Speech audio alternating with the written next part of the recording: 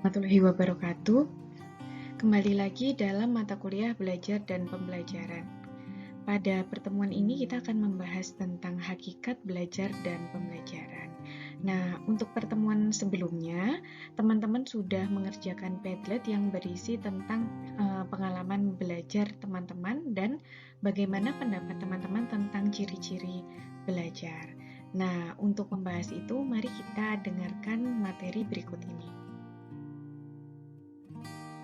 Nah, ini yang akan kita bahas. Yang pertama adalah ciri-ciri dari belajar. Apa saja ciri-ciri dari belajar? Mari kita lihat.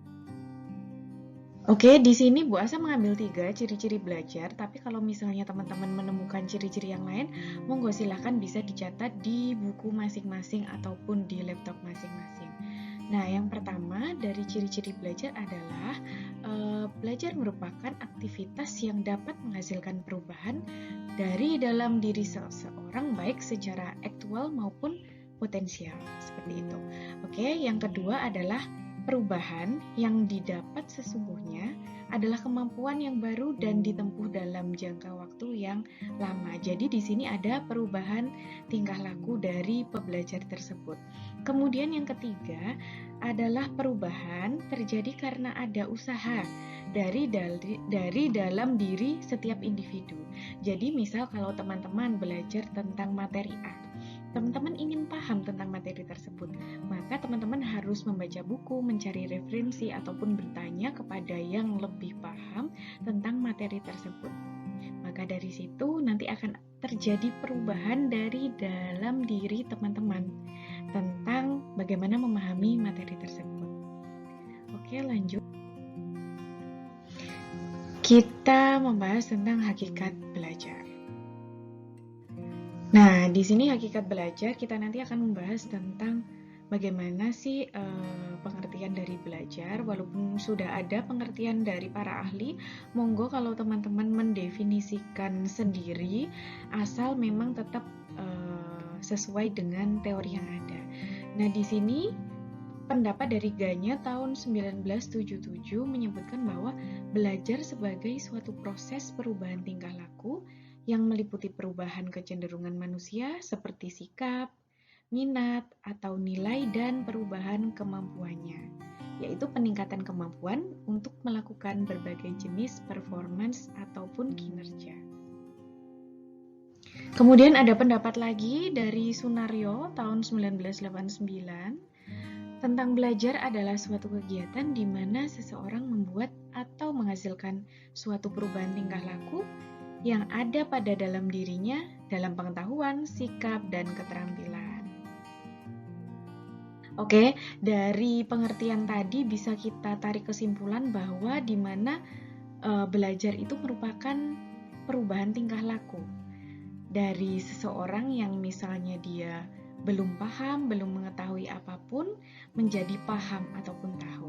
Kemudian untuk menindaklanjuti hakikat pembelajaran, maka kita akan meneruskan ke konsep belajar.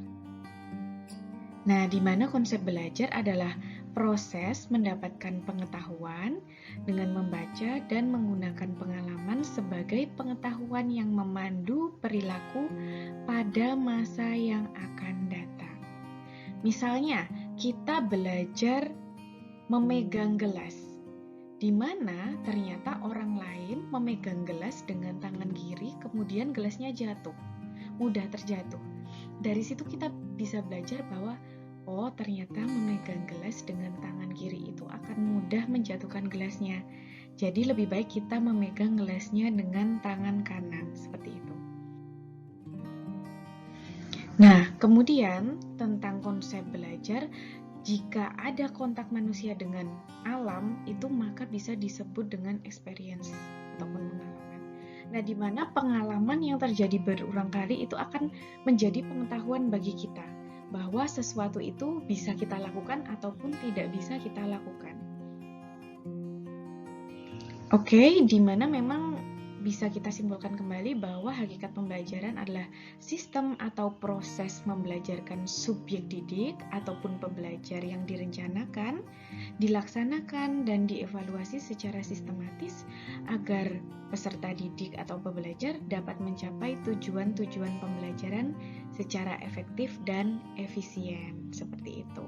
Nah, nanti bila teman-teman mengajar peserta didiknya memang harus benar-benar mendesain, melaksanakan sampai mengevaluasi apakah materi pada pertemuan tersebut benar-benar sesuai dengan tujuan pembelajaran yang teman-teman inginkan pada pertemuan tersebut.